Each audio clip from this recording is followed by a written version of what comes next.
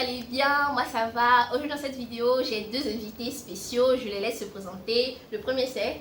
Moi je m'appelle José. Et elle? Pascaline.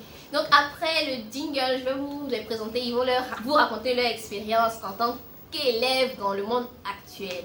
Donc on se retrouve après le jingle.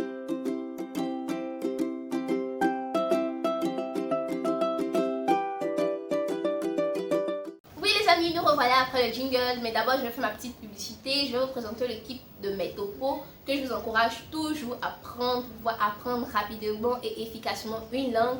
Et aussi il y a le second kit que vous avez vu pour l'apprentissage de la maîtrise de cheveux, apprendre à prendre soin des cheveux, apprendre à entretenir les cheveux afro. Donc si vous voulez la voir, n'hésitez pas à contacter tipsweetworld@gmail.com. Je vous invite à vous abonner, à liker et à partager cette vidéo là pour voir avoir un peu la vie des jeux de maintenant, voir comment est-ce que ça se passe. Hein?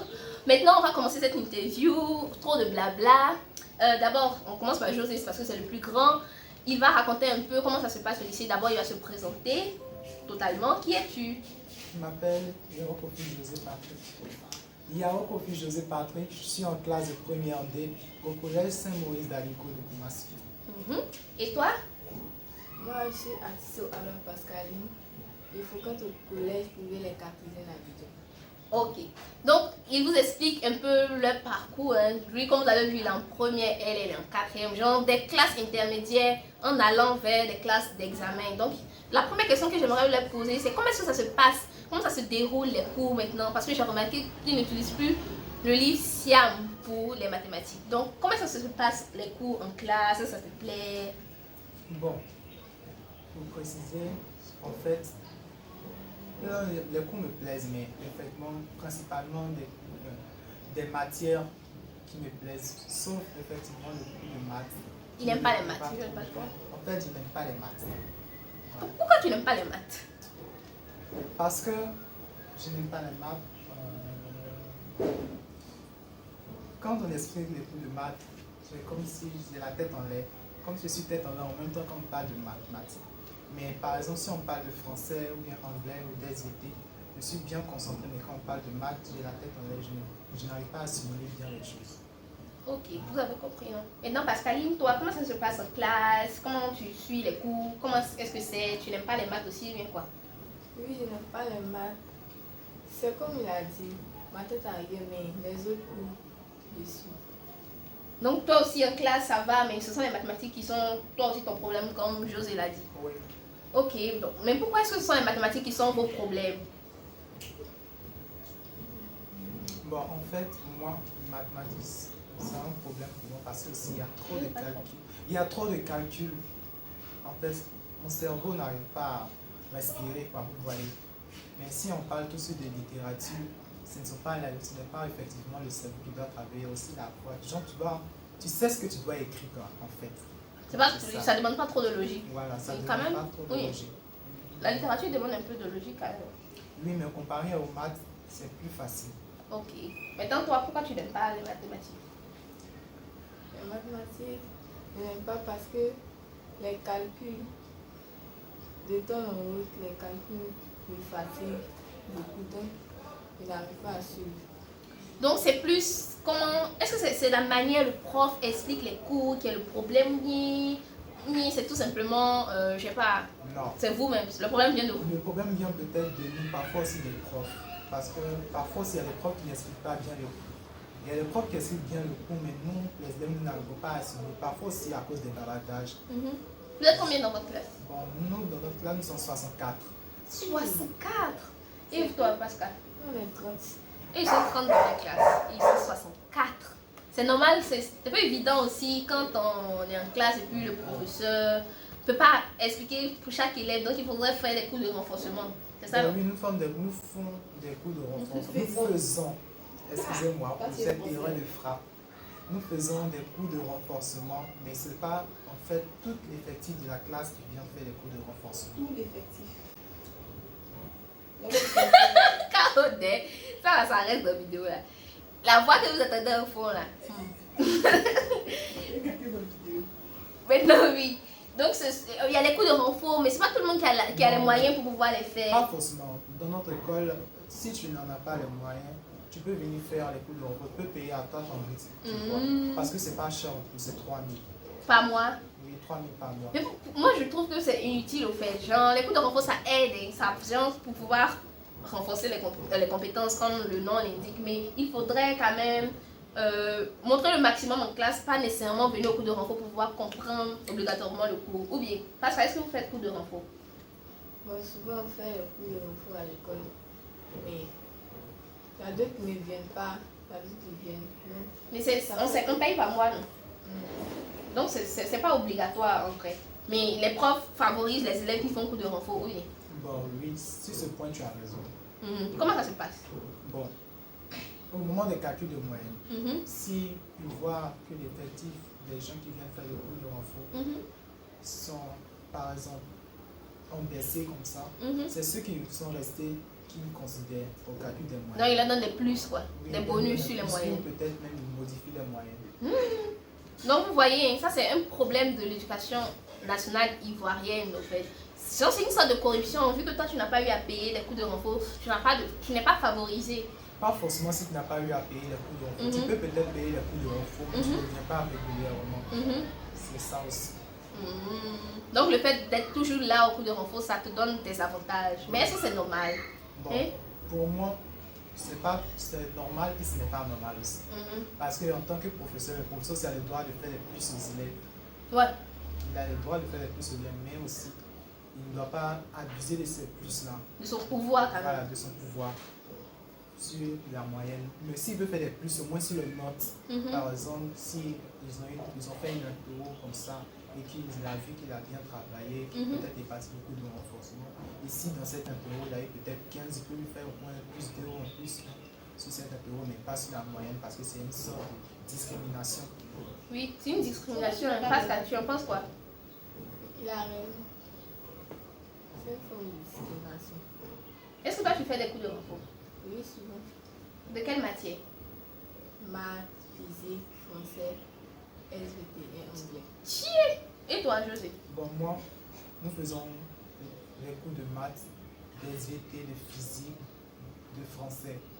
Mais anglais, les autres matières, ce sont les matières principales, les matières qui vont nous donner le bac. En fait. Des matières à haut coefficient. Voilà. C'est ce genre de matière que nous appuyons pour faire les cours de renfort. Voilà.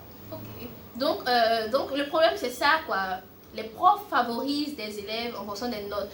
Quand tu es dans le système, tu penses que c'est quelque chose de bien. En tout cas, comme moi aussi j'étais élève, genre, je pensais que c'est quelque chose de bien de favoriser, mais avec le recul, je vois que ça n'aide pas les autres élèves. Oui, et puis ça n'aide pas.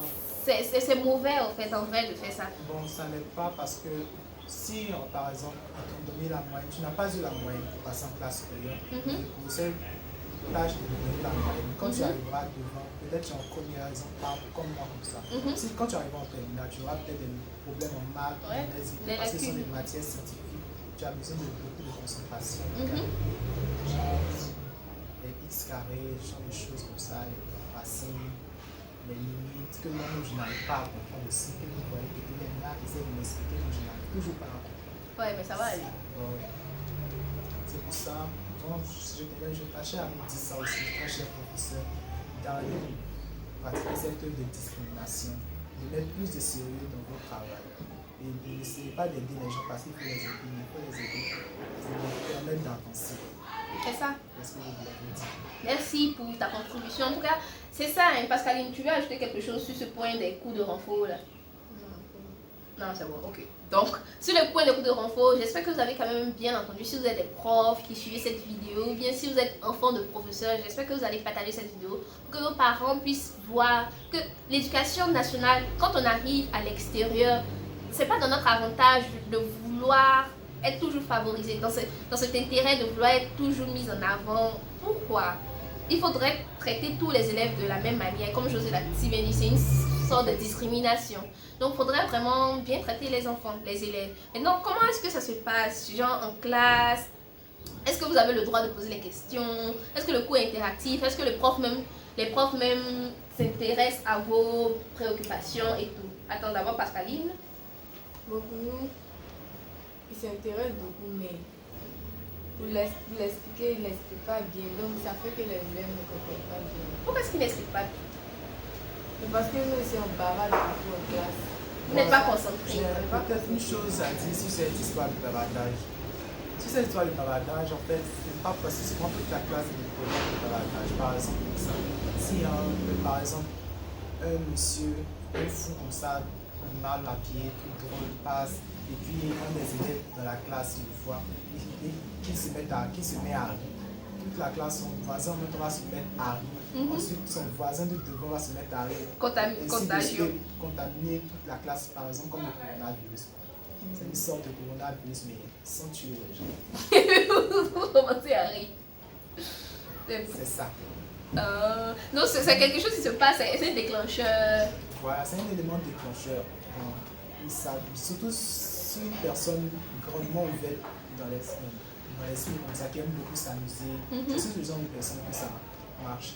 Ça commence par ces jeunes personnes, puis ça vous prend vous tous.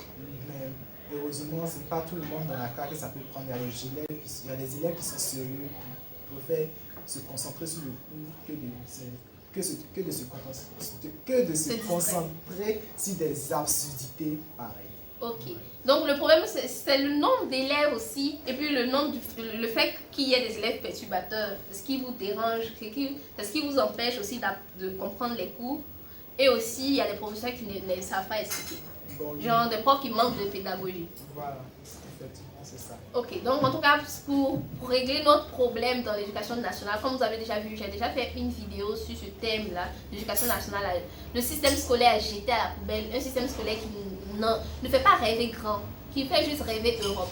Donc, par rapport à ça, comme ils donnent leurs avis, ils sont encore dans le terrain, ils vivent encore là, ils savent ce qui se passe. Donc, comme ils vous le disent, ceux qui ont ce pouvoir-là, essayez. Parce que si on veut changer le monde, en tout cas, on a besoin d'éducation, ou pas, vrai ou faux. On a besoin que les jeunes soient éduqués. Dans 10 ans comme ça, ce sont ces personnes-là qui seront les personnes pouvoirs de décision. Mais si elles n'ont rien dans la tête, si les petits exercices de logique, elles n'arrivent pas à les régler, comment est-ce qu'on fait? Bon, le monde sera perdu. Malheureusement. Donc, le peu de personnes qui sont dans vos entourages, commencez à les sensibiliser. Même, chacun doit trouver sa passion. Moi, je pense. Bon, si la passion aussi, chacun peut trouver sa passion, mais parfois, ce sont les parents qui empêchent les enfants de suivre leur passion. Vous voyez. Par exemple, moi, comme ça, je veux devenir mannequin et acteur. Mon père me dit que ce n'est pas logique, que je ne peux pas faire carrière dans cette logique. Dans ce métier, ce genre de métier. Voilà, ce genre de métier. Que si je veux faire carrière dans ce genre de métier, alors je dois d'abord finir ce que lui veut que je fasse avant de faire pour moi. Parce que pour lui, c'est logique que j'ai d'abord un petit bon boulot avant de songer à être mannequin. Donc, je l'ai compris dans ce qu'il voulait, dans ce message qu'il m'a fait passer. Donc, j'ai décidé de devenir décorateur d'intérieur plus tard. Et ensuite, avec le petit argent que je gagnais, je pouvais me payer des études de mannequin et peut-être d'acteur. Voilà. C'est très bien de rêver, José, bravo, on l'applaudit. Et toi, Pascaline, c'est quoi ton rêve? Moi, mon rêve, Tu aimerais faire quoi plus tard? j'aimerais devenir hôtesse de l'air, mais mon maître de maison me dit que ça fait un bon métier, donc j'ai décidé de faire du mannequinage. Mannequinat, elle veut être mannequin. Comme José aussi. Maintenant, comment est-ce que ça se passe? Genre maintenant, pour être mannequin, ils ont accepté que tu fasses ça ou bien il y a un problème aussi. Bon, il faut qu'on accepte, mais je vais le convaincre d'accepter, parce que c'est ça mon rêve. Ok, mais en tout cas, moi je vous encourage à garder vos passions. Oui, avoir une passion là, tant que ça ne te permet pas de manger, c'est difficile en fait, parce que nous sommes dans un monde capitaliste où il faut manger. Donc, les parents en vrai, ils ne disent pas non parce qu'il faut dire non. Ils se disent que quand on dit non, c'est pour votre bien. Vous voyez donc. Donc, essayez de voir, continuez au moins les cours, soyez quand même concentrés sur les cours. Maintenant, essayez de développer un peu votre passion à côté. À côté, essayez de voir, peut-être au fil du temps, ça va passer, ça ne sera plus votre passion. Mais peut-être si au fil du temps, ça persiste, c'est que c'est votre chose. C'est dans ton cœur, tu dois prendre ça. Donc, en tout cas, c'est le message de la fin, parce qu'on ne peut pas être trop loin. Ou bien vous avez quelque chose à dire, vous pouvez dire quelque chose pour votre mot de fin. Ce que j'ai à dire, c'est à propos de la passion, que les parents laissent les enfants suivre leur passion. Et aussi à propos de la discrimination à l'école, que les professeurs se remettent en question à propos de ce problème. C'est ça. C'est juste ce que je voulais dire. Merci. Et toi, Pascaline? Non, il n'y a rien à ajouter. Donc, il a tout dit. Dieu a tout dit. Donc, voilà. C'est pour cette courte vidéo. J'espère qu'elle vous a plu, au moins qu'ils ont partagé leur expérience et que l'expérience vous a inspiré quand même. Vous avez pu comprendre comment est-ce que ça se passe, le système scolaire, même si c'est pas tout, ils ont détaillé. On aura l'occasion de faire d'autres vidéos ou bien vous venez encore, non? Oui? Et surtout, abonnez-vous à ma page TikTok Gigi José 101. Ok, je vais écrire ça. Et toi, tu as une page Instagram, TikTok, Facebook? Non. Ok, donc n'hésitez pas à vous abonner aussi à ma page Instagram, Facebook et aussi à la chaîne YouTube pour ne rien rater. Vous abonner, partagez cette vidéo aussi pour qu'elle tombe dans les oreilles des décideurs. Et aussi, n'hésitez pas à prendre vos kits de chemin topo. Les 2 kits, donc contactez-moi sur tipsweetworld@gmail.com et vous aurez tout. Donc on se revoit plus tard. Si vous voulez les voir encore sur la chaîne, n'hésitez pas à le dire dans les commentaires. Allez, ciao! Bye bye les followers. À bientôt.